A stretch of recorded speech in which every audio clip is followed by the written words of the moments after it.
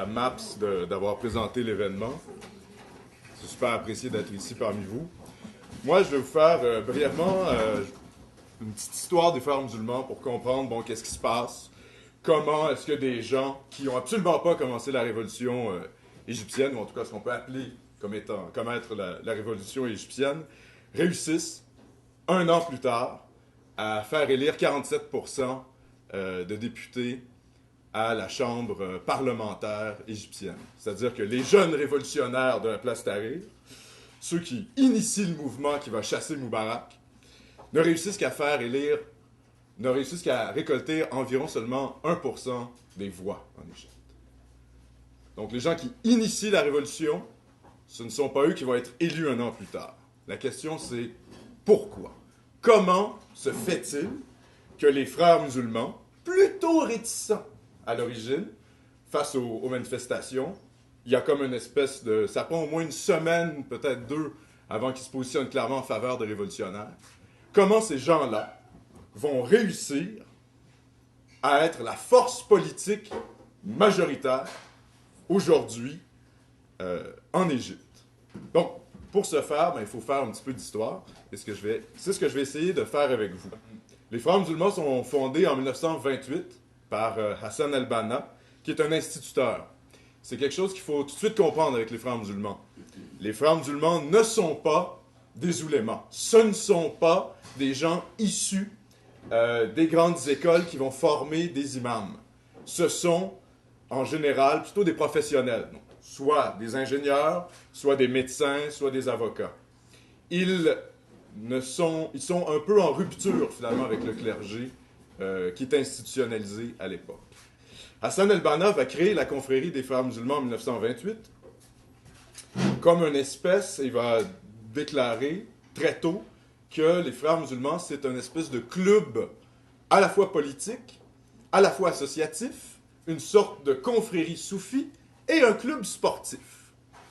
Alors, bon, tout ça est très confus. Il faut se remettre dans l'idée qu'on est en 1928, que c'est l'émergence des grands partis modernes de tendance soit stalinien, soit proto-fasciste en Europe.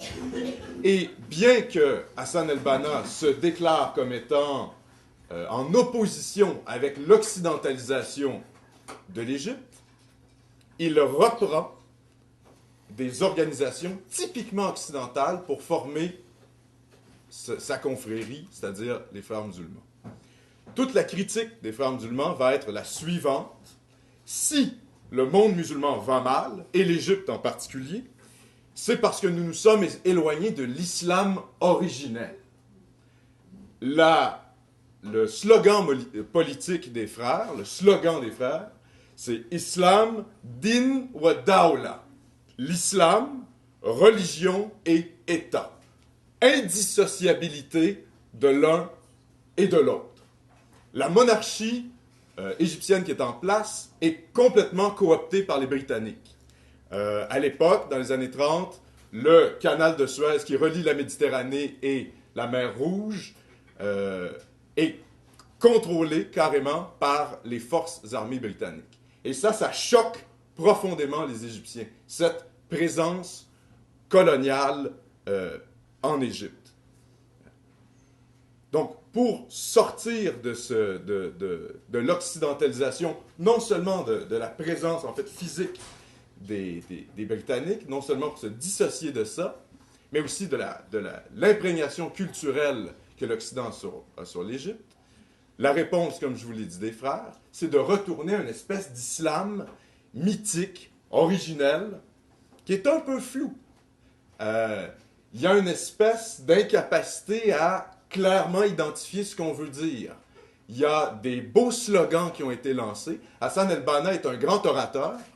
Il a laissé très peu d'écrits. C'est quelqu'un qui mobilisait les foules. Et c'est pour ça qu'extrêmement rapidement en Égypte, la confrérie des frères musulmans, la société des frères musulmans, va s'étendre à peu près partout. Je vous épargne les détails. En 1952, que se produit-il?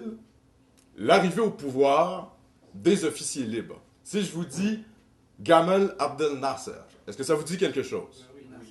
Oui. Qui est-ce? Un socialiste? Un socialiste. Un laïc. Un laïc. Un nationaliste arabe. Un dictateur. Un dictateur.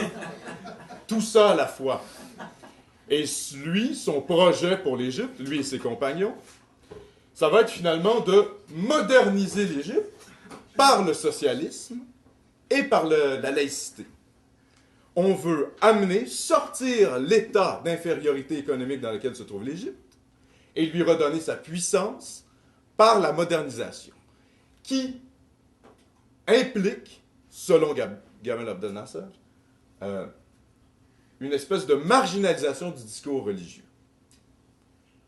Et en ce sens-là, il voit les frères musulmans comme des opposants à son projet politique et social. Et donc, ce qu'il va faire, il va premièrement interdire les partis politiques, puis ensuite réprimer totalement tous les frères musulmans. C'est-à-dire que la société des frères musulmans, va être interdite en 1954. Alors, cette période-là, pour les frères musulmans, qui connaissaient une certaine effervescence dans les années 20, dans les années 30, dans les années 40, dans la Deuxième Guerre mondiale, s'arrête avec Nasser, qui se met à les persécuter. Et là, leur discours apparaît tout de suite comme étant beaucoup plus rétrograde. C'est-à-dire que les Égyptiens ont maintenant, dans la figure de Nasser et dans l'idéologie du socialisme arabe, un discours, une manière, un régime en place pour combattre l'Occident et évidemment Israël, parce que Israël est associé évidemment au Proche-Orient, au projet colonialiste occidental. On ne commencera pas à débattre de la question, là. Ça pourrait être très long, mais en gros c'est comme ça que c'est un peu perçu. Les frères musulmans, donc, sont réprimés dans les années 50-60, c'est un peu leur période noire, c'est la grande noirceur. Ils vont, pour certains d'entre eux, se retrouver en Arabie Saoudite. On ne va pas faire un cours de géopolitique ici, mais en gros, dans le contexte de la guerre froide, l'Arabie Saoudite, c'est une monarchie, une pétromonarchie de papier, cooptée dans un premier temps par les Britanniques, dans un deuxième temps par les Américains. Finalement, les frères se trouvent alliés à l'Arabie Saoudite, chez lequel ils trouvent refuge, et ce qui va les sortir de leur espèce d'état de marginalisation politique, c'est un événement fondamental pour comprendre ce qui se passe présentement au Proche-Orient, c'est la guerre des 6 jours. Qu'est-ce que la guerre des 6 jours, messieurs, dames? Êtes-vous capable de m'expliquer ça brièvement? Les pays arabes attaquent Israël, Israël riposte et gagne. Exact. Un mauvais plan d'attaque arabe. Un mauvais plan d'attaque arabe. La guerre des 6 jours, c'est la chute, c'est la brisure fondamentale pour comprendre là où le nationalisme arabe, notamment égyptien, et la figure de Nasser vont finalement prendre vraiment une chute dramatique. Les gens ne vont plus pouvoir croire que la voie dans laquelle a lancé les nationalistes arabes le monde arabe, et notamment son leader, c'est-à-dire Nasser, peut mener à une victoire des pays arabes sur soit l'Occident, soit sur Israël. Et à partir de ce moment-là, ce qui va se tenir comme discours, c'est un discours de retour, encore une fois, aux sources. Les frères musulmans vont bénéficier de la conjoncture politique en disant « Ha ha! On vous l'avait dit. La manière de retourner à notre grandeur, c'est l'islam. » Et en se présentant avec leur aura de martyr qu'ils connaissent, et ça c'est extrêmement important de comprendre ça pour comprendre la popularité des frères musulmans, ce sont des gens qui ont été foutus en prison pendant des décennies. Ce sont des gens qui ont été réprimés, torturés, qui ont écrit des livres là-dessus, qui ont bénéficié d'une certaine sympathie au sein de l'opinion publique à cause de ça, parce qu'ils sont restés dans leurs idéaux originels et qui n'ont, et là c'est important de comprendre, jamais exercé le pouvoir. Ils ont toujours été dans un rôle oppositionnel. 1967, guerre des 6 jours, fin du projet nationaliste arabe. 1970, 3 ans plus tard, Nasser meurt, un autre président égyptien arrive au pouvoir, Anwar el-Sadat, qui lui rompt avec l'URSS, rompt avec le nationalisme arabe, et rentre dans une politique de libéralisation économique. Sadat est un homme très peu charismatique. Et donc, ce qu'il va faire, il va se présenter comme président pieux. Sa libéralisation économique s'accompagne d'un discours islamisant. Il va remettre de l'avant le discours religieux, se présentant comme le défenseur de l'islam, se présentant comme un président pieux, pour asseoir son autorité sur la scène politique égyptienne. Les frères musulmans égyptiens, de retour de leur exil en Arabie Saoudite, réintègrent la société égyptienne, parlent avec le régime, parce que c'est un peu aussi la stratégie de Sadat, c'est de négocier avec les islamistes. Et là, bon, j'introduis un nouveau mot. L'islamisme, finalement, dans les années 70, en Égypte, c'est-à-dire, pour faire une définition brève, là, qu'est-ce qu'un islamiste? C'est quelqu'un qui met l'islam au cœur de son engagement politique. C'est comme ça qu'on pourrait un peu simplifier ça. Dans la galaxie islamiste, dans les années 70, ce qu'il faut comprendre, c'est que les frères apparaissent fondamentalement comme des modérés. Entre des groupes qui prônent le djihad et les frères musulmans qui prônent la prédication, le gouvernement égyptien préfère négocier avec des gens, comme les frères musulmans, qui temporisent le discours islamiste.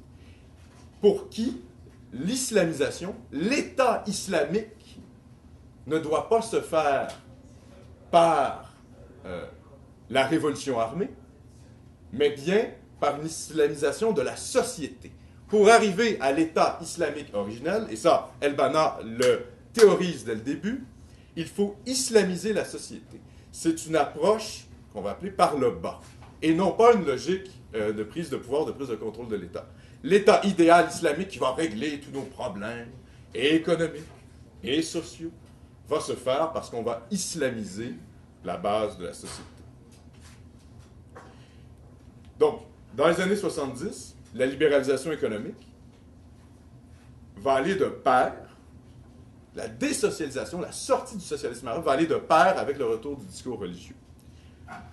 Anwar el-Sadat va être assassiné en 1980 par un groupe d'islamistes révolutionnaires, radicaux, eux-mêmes, ce groupe trouvant les frères musulmans comme des modérés.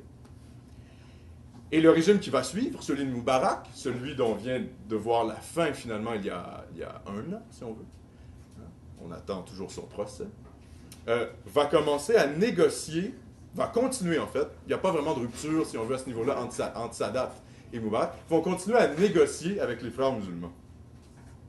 Et les frères musulmans vont bénéficier encore une fois, parce qu'il faut toujours se rappeler ce qu'ils sont, ce ne sont pas des paysans, ce ne sont pas des ouvriers, les frères musulmans sont composés de la petite bourgeoisie professionnelle, des ingénieurs, des médecins, des avocats.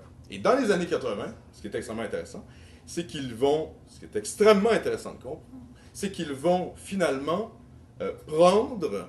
ils vont intégrer les syndicats professionnels.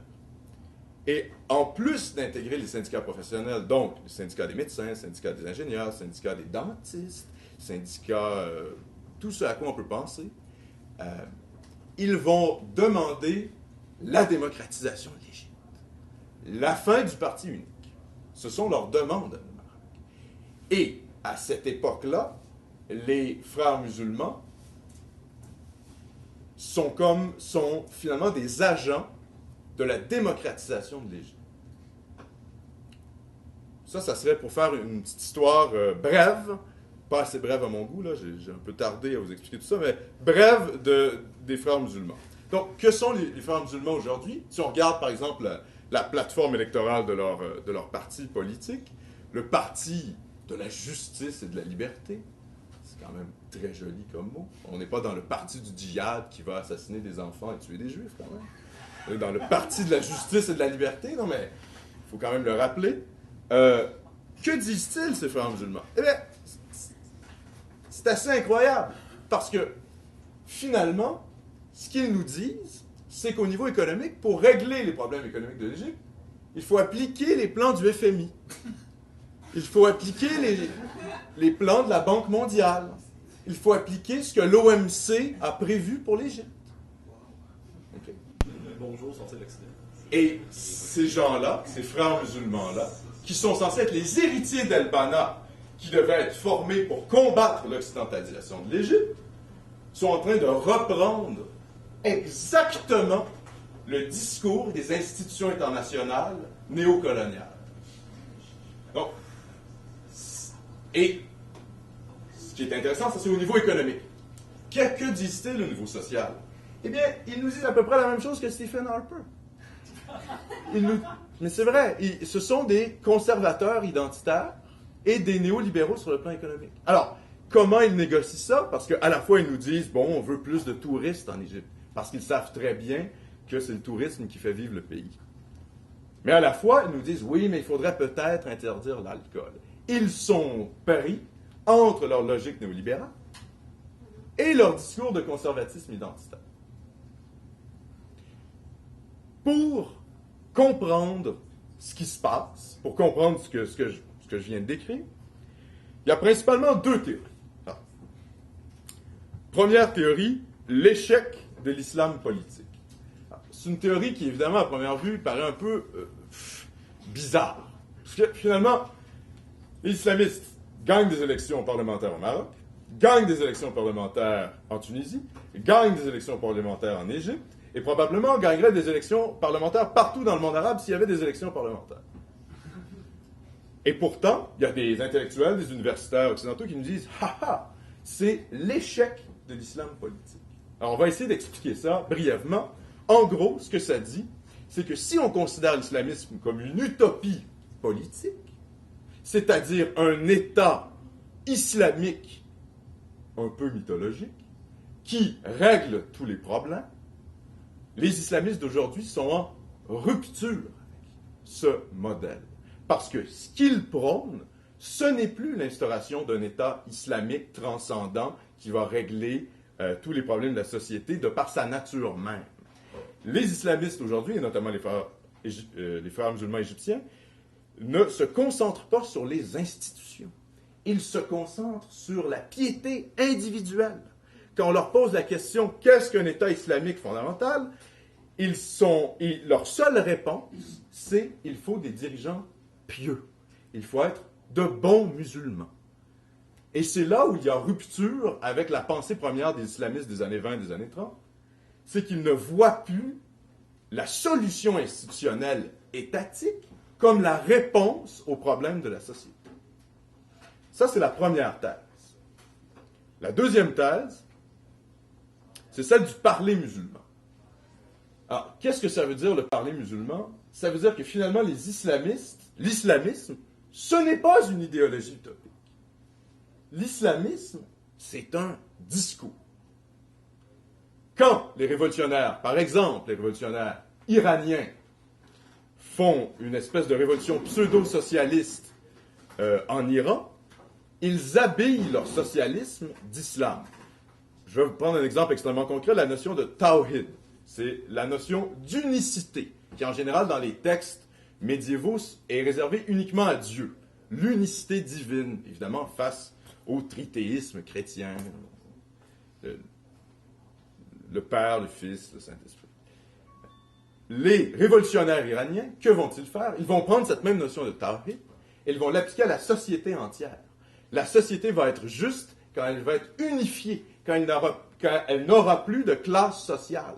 C'est une analyse totalement marxisante. Mais il ne cite pas Das Kapital. Il cite le Coran. La même chose aujourd'hui, les frères musulmans, que font-ils pour justifier leur posture néolibérale? Eh bien, ils présentent Rasulallah, le messager de Dieu, Mohammed, comme un marchand. Et ils vont vous citer les hadiths, comme quoi il est tout à fait légal de s'enrichir aujourd'hui. Ce qui fait que si on considère l'islamisme comme un discours, c'est extrêmement éclairant. Parce que ça explique notamment leur adaptabilité, c'est-à-dire qu'ils sont capables, d'un côté en Iran, de défendre des politiques socialisantes, marxisantes, et en Égypte, de défendre totalement l'opposé. En utilisant quoi? Le Coran, la Sunna, les hadiths. Ils utilisent les mêmes textes pour arriver à des solutions complètement différentes. Je reviens à ma question initiale. Comment se fait-il que des gens qui ne commencent pas la révolution, qui peinent même à l'appuyer dans un premier temps, finissent par contrôler 47% des sièges à l'Assemblée parlementaire égyptienne? Eh bien, c'est parce qu'ils articulent leur discours, c'est ma réponse, ils articulent leur discours dans le langage du peuple égyptien, dans le langage qui est compris par la masse des Égyptiens qui, rappelons-le, c'est toujours important de rappeler certaines petites données, 47% des Égyptiens gagnent moins de 2,5 $ par jour. Le taux d'analphabétisme est hallucinant. Des discours de libéraux au Proche-Orient, des révolutionnaires par exemple, qui articulent des notions de démocratie, de droits de l'homme, ça n'a probablement pas beaucoup d'incidence chez une grande partie de la population égyptienne. Et ce que font les islamistes, c'est qu'ils articulent les concepts de démocratie, ils articulent les concepts de liberté économique, ils articulent les concepts de justice dans des mots typiquement égyptiens qui font référence à la culture égyptienne, soit l'islam. Merci.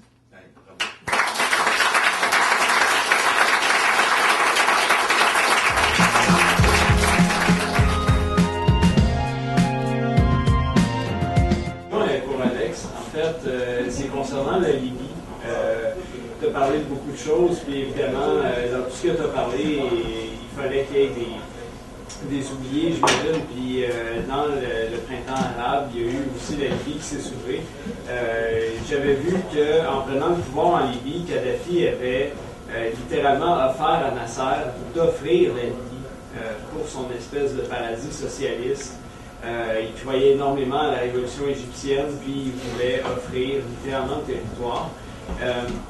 On a vu que la Libye s'est soulevée, puis j'ai l'impression qu'en tout cas, du moins d'entraînement médiatique qu'on a vu, elle a écopé davantage que d'autres pays. Je ne sais pas si tu pourrais apporter des précisions d'après ce que tu connais, de ce que tu as vu sur la situation libyenne vis-à-vis de la situation égyptienne, par exemple, de 2010. Comment c'était différent? Pourquoi c'était différent? Premièrement, Kadhafi arrive au pouvoir en 69. Il renverse une monarchie conservatrice pro-américaine qui a comme drapeau ce drapeau. Le drapeau qui est repris par nos intellectuels de Benghazi, comme le disait si bien Miguel, c'est l'ancien drapeau de la monarchie pro-américaine. Elle-même originaire de Benghazi. Kadhafi arrive au pouvoir en 69, Nasser meurt en 70, le panarabisme est à peu près mort au moment où Kadhafi arrive au pouvoir. Kadhafi, c'est le leader de l'OPEP pour faire chier l'Occident. C'est lui qui a radicalisé tout le monde pour bloquer le pétrole, pour que ça soit, en fait, par solidarité avec la cause palestinienne. C'est lui qui va radicaliser tout le monde. Et ce type-là va théoriser la troisième voie islamique. Ni capitaliste, ni communiste. Kadhafi est profondément à la fois un anti-sioniste, un anti-américain et un anti-communiste. Pour lui, l'URSS, c'est de l'athéisme complètement dégénéré. Il va réécrire un espèce de livre vert dans lequel il développe exactement la troisième voie, celle de l'islam. Kadhafi va dealer avec l'Europe pendant tout son règne, et il va mettre en place une espèce de système de redistribution tribale basé uniquement sur la rente pétrolière. En Libye, il n'y a rien. C'est du désert. C'est à peu près la population du Québec, mais ils ont des réserves de pétrole parmi les plus pures, celles qui ont le moins de sulfure. et qui nécessitent moins de transformation. Ce qui fait que le prix du baril, libyen est extrêmement bas, surtout parce que la Libye est en face de l'Europe et qu'on n'a pas besoin de passer par le canal de Suez pour l'envoyer vers l'Europe. Les armements que vont détruire les Français, les Britanniques et les Américains en 2011, c'est de l'armement qui avait été donné par ces mêmes Français et Américains à Kadhafi il y a quelques années. Une semaine après la mort de Kadhafi, nos intellectuels de Benghazi, on se rend compte de trois choses. Ils déclarent qu'ils vont instaurer la charia. On se rend compte qu'un des leaders de la rébellion contre Kadhafi est un djihadiste libyen qui a fait le djihad contre les Américains au Pakistan et qui s'est réfugié en Indonésie. Et dans un troisième temps, on se rend compte que Nicolas Sarkozy débarque en Libye pour dealer les deals de pétrole libyen. Tout ça rendu possible parce que nos amis anglo-français ont déversé des quantités d'armes absolument incroyables en Libye. Ils l'ont parachuté, en fait. Et que maintenant, des groupes, disons, un peu douteux, comme Al-Qaïda au Maghreb, se retrouvent probablement en possession de centaines de milliers d'armes automatiques à disposition. Destiné aux intellectuels. C'est ça, destiné aux intellectuels de Benghazi. Il est clair que Kadhafi faisait chier tout le monde. C'était le premier à dire, par exemple, aux Saoudiens et aux monarchies du Golfe, vous êtes des lopettes à la solde des Américains. Et il disait aux Européens que c'était inévitable que l'islam triomphe en Europe. Ce type-là faisait chier tout le monde. En plus, il était anticommuniste. Alors, il s'est mis dans une situation géopolitique absolument intenable. Il l'a tenu pendant 40 ans.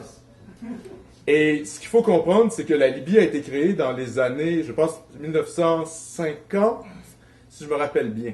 La création de la Libye, c'est 1950. C'est après la Deuxième Guerre mondiale. La Libye a plus longtemps été sous Kadhafi qu'elle a été sous la monarchie avant lui. C'est lui qui a tenu le pays. La Libye, c'est 3 régions, la Cyrénaïque, la Tripolitaine et le Fezzan. Ces 3 régions-là, qui n'ont jamais été unifiées sous l'Empire ottoman, ont été unifiées après la Deuxième Guerre mondiale par l'ONU, et on a pris un espèce de roi qui vient d'une dynastie soufie, qui avait résisté aux Britanniques à l'époque. On ne va pas faire l'histoire de tout ça, mais bref, ils prennent un monarque, le monarque de Benghazi, et ils le mettent au pouvoir. C'est ça, la Libye, qui naît après la Deuxième Guerre mondiale. Et Kadhafi va faire une révolution comme ça s'est fait un peu en Égypte, va reprendre les rênes, va socialiser tout, va emmerder les Américains, rejeter les Russes, dealer avec les Européens en leur disant de se convertir à l'islam. Ben voilà, dans le contexte mondial actuel, après ce qui s'est passé avec Saddam, Kadhafi a réintégré la communauté internationale en disant « Je ne soutiendrai plus l'IRA, par exemple, hein, les nationalistes irlandais, ce qu'il a fait tout au long des années 70. Il donnait de l'argent à n'importe quel groupe qui faisait chier le système mondial. Même des ultra-catholiques, je veux dire, c'est... Exactement. Ils en avaient rien à faire. Tant que ça fait chier quelqu'un, il était là. Donc, bon, comment il a fini? Ben, il a fini flingué dans une espèce d'égout. Oui, parlez-nous donc pour faire le lien avec la Libye, c'est possible de parler parce que vous avez le merge boat devant vous qui était sur la place Tahrir, en fait. C'est des trucs que vous avez récupérés sur la place Tahrir. Fait que juste de montrer, c'est pas neutre ça, ce chandail-là, puis les militaires dans les cars non plus, hein, c'est pas neutre. Non, effectivement. Ben, je peux C'est un peu difficile, mais c'est parce que ce qu'on s'est aperçu, c'est que dans l'effervescence, quand en pleine révolution au Caire, tu penses pas c'est moins évident. Parce que rendu ici, on a dit, ben là, voyons que c'est ça. Il y a le président de l'Égypte actuel, qui est le chef de l'armée, qui est un débile absolu, qui s'appelle Tantawi. Il se met dans des cœurs. Il y a des stickers avec lui dans des cœurs. Fait que le président de l'armée, dans des cœurs, à part l'armée, je vois pas qui imprimerait une affaire de même. Mais c'est l'armée gardienne de la Révolution. Exact. L'armée À cette époque-là, qui protège le peuple. aujourd'hui, là. Mais à cette époque-là, c'était ça. Il y a 1 an, à peine. Il y a aussi quelque chose d'intéressant qu'on peut montrer. Ça, c'est Nasser. des photos qu'on trouve proche de la place Tahrir, qu'on a trouvé proche de la place Tahrir. Une photo de Nasser, une photo d'Hassan el-Banna, une photo d'Hitler, Hitler, à côté de Che Guevara. une photo de Ben Laden, une photo de Saddam. Saddam Hussein. Et entre ça, il y a le Che et Gandhi. Ouais. Kadhafi mort. Kadhafi mort. Alors, on voit tout de suite que l'imaginaire politique égyptien n'est pas le nôtre. Quand vous allez dans une librairie en Égypte, vous allez trouver Mein Kampf et une biographie de Gandhi côte à côte. Oui. Et il n'y a strictement personne qui voit un problème là-dedans. Mais y a-t-il un sens symbolique? Est-ce que. Oui. Oui, Oui. ça serait complexe à expliquer, mais... Non, mais Hitler dit malheureusement, j'ai pas réussi à me débarrasser des Juifs, mais vous allez comprendre pourquoi plus tard. C'est ce qui est écrit sur la carte. C'est ce qui est écrit sur la carte. Fait que Mais ça- on le sait, Mein Kampf est un best-seller dans le Proche-Orient depuis 40 ans, 50 ans. Ben, Si c'est interdit. Là, ici, c'est interdit, bien sûr. Ce serait peut-être plus populaire qu'on pense. Peut-être aussi. Ça serait peut-être plus populaire qu'on pense. C'est complexe parce que ça touche la question israélienne. Enfin, moi, c'est mon analyse. Je vais vous faire ça extrêmement brièvement. Notre expérience militaire positive en Occident, c'est la Deuxième Guerre mondiale. La seule fois où des Occidentaux peuvent prendre un gun, dégommer quelqu'un, ce n'est pas au Vietnam, ce n'est pas au Nicaragua, ce n'est pas en Algérie, c'est contre les nazis. Combien avons-nous tous ici tué collectivement, virtuellement, des nazis? Du point de vue proche-oriental, l'expérience militaire positive, ce n'est pas la Deuxième Guerre mondiale. Les proche-orientaux vont vous dire, la Deuxième Guerre mondiale et les fascistes, puis que ce soit Mussolini ou Hitler, ce sont des impérialistes qui ont fait à l'Europe ce que la France et la Grande-Bretagne ont fait au reste de la planète. Le fascisme au Proche-Orient, c'est vu comme de l'impérialisme intra-européen. La vraie expérience militaire positive des Proche-Orientaux, c'est la décolonisation. C'est prendre un flingue et flinguer un colon. C'est ça au Vietnam, c'est ça en Algérie, c'est ça en Syrie, c'est ça en Libye, c'est ça partout. Et Israël, État créé en 1948, est vu comme le prolongement du colonialisme européen au Proche-Orient. Ce qui fait que chasser les Juifs d'origine européenne d'Israël, c'est encore être dans cette mythologie de décolonisation du Proche-Orient. Tandis que pour nous, défendre Israël, c'est se racheter de notre crime originel de les avoir gazés avec du cyclone. Alors, il y a une incompréhension totale sur la question israélienne. Parce que pour nous, c'est se racheter d'une espèce de crime originel des années 40, et pour les Proche-Orientaux, c'est continuer la décolonisation du Proche-Orient. Alors, quand ils lisent Mein Kampf, et qu'on leur dit, bon, Hitler a tué des Juifs, inévitablement, les Égyptiens vont dire, oui, bon, d'accord. Bien sûr. Mais les Algériens aussi sont morts par centaines de milliers, et on n'en parle jamais. Et c'est la même chose en Inde, et c'est la même chose en Afrique noire, c'est la même chose au Congo. Alors, évidemment, la sensibilité historique par rapport à cette question-là n'est absolument pas la même. Ce qui fait qu'on va retrouver une biographie de Gandhi à côté de Mein Kampf. Gandhi, c'est quoi? C'est un leader anticolonialiste. Hitler, c'est quoi? Ben, c'est quelqu'un qui a zigouillé des Juifs contre qui on se bat encore aujourd'hui. Il n'y a pas ce rapport avec un crime fondamental de la modernité qui est le nazisme. Pour eux, les nazis... On le sait, par exemple, au Japon. Vous allez au Japon, et les Japonais, les boutiques japonaises, c'est Philippe qui me disait ça, vendent des drapeaux impérialistes japonais, vendent des drapeaux nazis. Il y a encore des commerces au Japon aujourd'hui où c'est marqué « interdit aux Chinois », alors que les Japonais ont créé des chambres à gaz et des camps de concentration pour les Chinois. Mais ça n'a pas été articulé comme ça dans la conscience japonaise. Même pour nous, je veux dire, tout le monde s'en fout des Chinois, des milliers de Chinois morts dans la Deuxième Guerre mondiale. On n'en a rien à battre. On n'en a rien à battre. Pourquoi? Parce qu'à la fin de la Deuxième Guerre mondiale, la Chine devient communiste et le Japon devient capitaliste et se range du camp de l'Occident. Donc on ne va pas commencer à accuser le Japon de crimes de guerre. Ça ne sert aucun but stratégique, géopolitique mondial. On va nous dire d'aimer le Japon, de détester la Chine, d'aimer l'Allemagne et de détester la Russie. Donc, disons que le rapport avec l'histoire sur la question de la Deuxième Guerre mondiale et la question juive n'est absolument pas le même. Voilà. Wow. Merci. Merci.